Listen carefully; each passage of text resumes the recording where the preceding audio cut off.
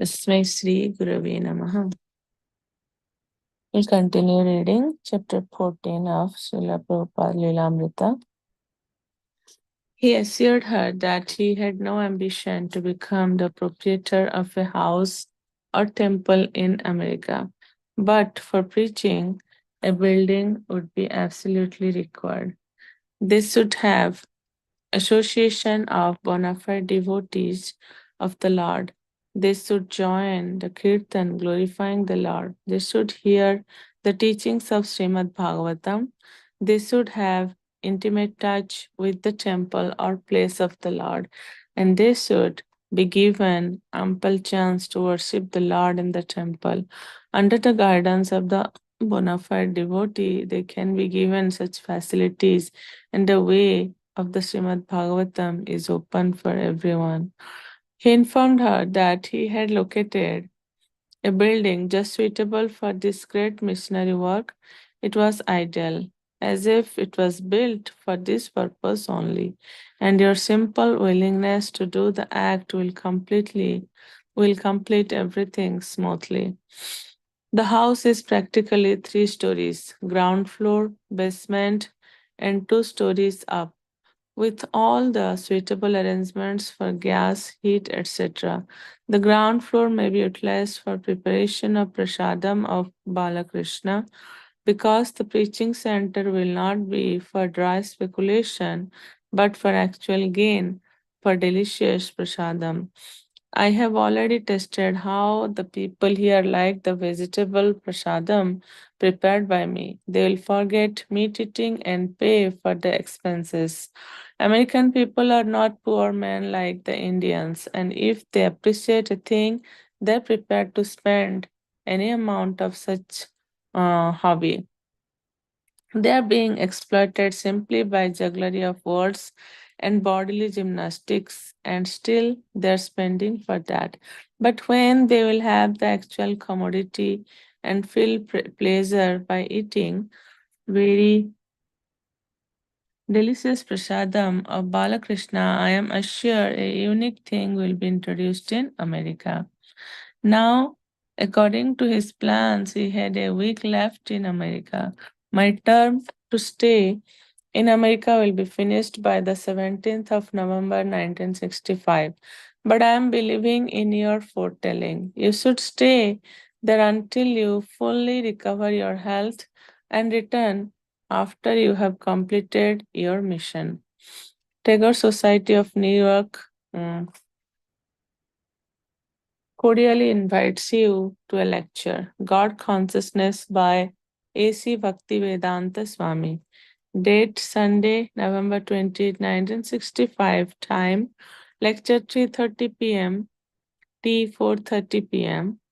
Place New India House, 3 East 64th Street. A widely respected scholar and religious leader in India, Swami Bhaktivedanta is briefly visiting New York.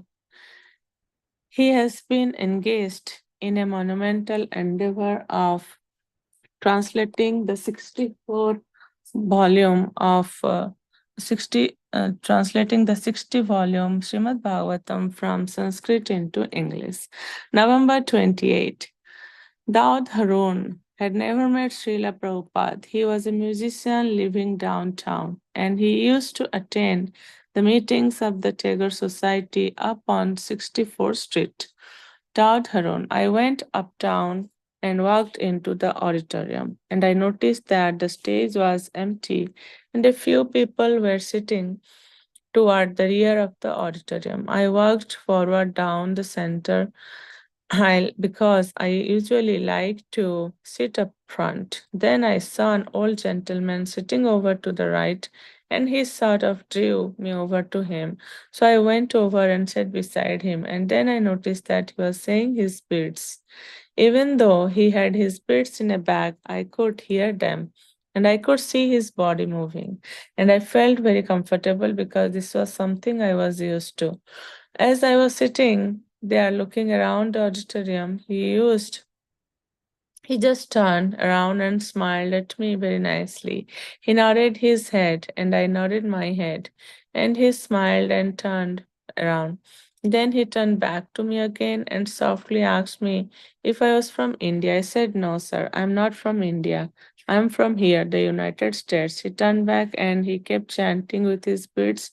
Then he turned around the next time and asked if I was a Hindu. I said, "No, sir, I'm not a Hindu. I'm a Muslim." And he said, "Oh, very good, very good. Yes, many times I hear the children in India reciting the Quran." And then he turned back around and his body was moving, rocking, and he was working with his beads. Then there were a few more exchanges of pleasantries, sort of intermittent. And then a lady came up on the stage and announced that the lecture was to begin, and if the folks could give the speaker a round of applause, they would welcome him to the stage. At that point, the man I was sitting next to put his hand on my shoulder and said, "Excuse me, sir, could you do me a favor?" And I said, "Yes, anything." He said, "Would you watch over my books?" I looked down on the floor and he had several boxes of books and an umbrella and several other articles. I said, "Yes, I would watch over this." And he said, "Excuse me." He walked up the aisle and surprisingly, he walked up on the stage and it was the man I had come to hear, Swami Bhaktivedanta. He walked up on the stage area. He walked up on the stage and introduced himself to the people and tried to get them to come forward. He said, "Come forward, come forward." A few of them came up to the front. There were mixed couples, many Indians, male and female, mostly middle aged, and some college aged. A lot of professor types and ladies were there. Then he began his speech. He dove right into it. He just started exclaiming, proclaiming the greatness of the Creator, and that the most important thing is to remember the Creator and remember God. He began to expand on God consciousness, what God consciousness is, and how God is everywhere, and how it behooves us all to remember God no matter what we call Him, what names we call Him by, but that we should call Him. He gave a demonstration which was very moving. He chanted Hare Krishna, Hare Rama, and spoke about the power and saving grace in the mantra. He took a little break about halfway through and had some water. The last thing he said as he was coming down from the podium was that he had copies of the Srimad Bhagavatam. He explained that he had been working on them and that they came in 3 volumes and were $16. Then he concluded and came down. A lot of people went over to him, some were timid, some were enthusiastic. Some people shook his hands and were asking for books. At first, there were about 15 people gathered around him, talking to him and asking questions. With so many people around, he came over to me and said, "Sir, would you do me one more favor? Will you kindly take over the selling of the books? People will be coming to you for the books. So you sell the books and put the money in this little box, and I will be with you in a minute." I said, "Fine." So while he talked to the people, others came up to me. They must have thought I was somehow his secretary or his traveling companion. And people were coming over to me and asking me personal questions about him, which I could not really answer because I did not know. Some people were buying the books or looking through them. So this went on, and I was trying to listen to him carry on his conversations with people and carry on the book selling at the same time. Some of the people were looking for a guru and trying to find out what he was supposed to be. Some of them were really interrogating him, but he just smiled and answered all their questions simply. I remember he told them, "You will know, there is no pressure. You'll know if I am your guru." He suggested that people go over and read the books. We'll stop here and continue reading tomorrow. So we see here how Srila Prabhupada was struggling in the initial time when he came to the Western world, and he was struggling all by himself. But however, like Srila, like in the previous chapters, we read that the saying of Prahlad Maharaj, Srila Prabhupada was just remembering that pure devotees, they just don't think about themselves. They always try and they always think the benefit and welfare of others. They are the real well-wishers of other people. So Srila Prabhupada, if he could have, like, think only of himself, he should have sit by himself and chant and go back home, back to Godhead. But that's not Srila Prabhupada's mission was. He came for the benefit of all the human society.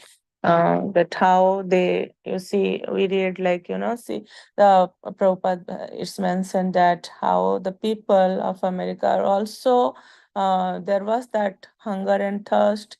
They were also interested to know, but however, somehow or other, they're not getting in touch with the right people and right intention. People were there in the name of preaching and name of yoga, meditation, God realization. They were cheating them.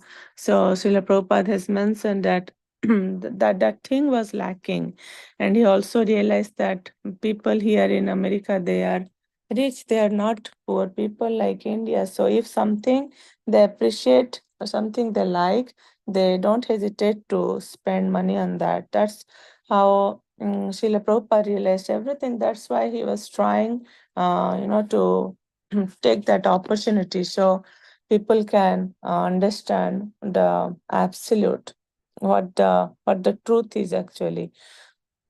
We also see at this old age, Srila Prabhupada, how he was cooking, and he mentioned that in his letter to Sumati Moraji, that how the three-story building can be properly utilized for Krishna service, how people appreciate so much about the vegetarian prasadam that they will forget about meat eating. So he was putting in so much of effort all by himself, but there he never felt any lack of enthusiasm or his tolerance. We see utsaha nischaya dhairyat, like how enthusiastic Srila Prabhupada was, and what was his tolerance level and patience level. He was tolerating everything. How his god brothers were not even helping him, how Dr. Mishra was always trying to dominate, was not never not giving that much opportunity to Srila Prabhupada for preaching. Prabhupada was tolerating everything. He has so much of patience. Was tolerating everything. Because of the tolerance, we see the and I don't know, but this verse was like coming to my mind, how Vacho Vegam, Manasa Krodha Vegam. That's how when a person can tolerate everything, they are capable of making disciples. They're qualified to make disciples all over the world. Like how Srila Prabhupada, even though he has no friends. He did not know anyone, no money. He came to a Western world, and how he made so many disciples here, converted American people to his disciples. He has that, like, he was really empowered with Krishna's Shakti. Without Krishna's mercy, we cannot do anything. So Srila Prabhupada had that mercy. He came for that particular mission. That's why, even though he was facing so many problems in the initial stage, but finally he's so successful that we're going to read in next chapters. So that's what my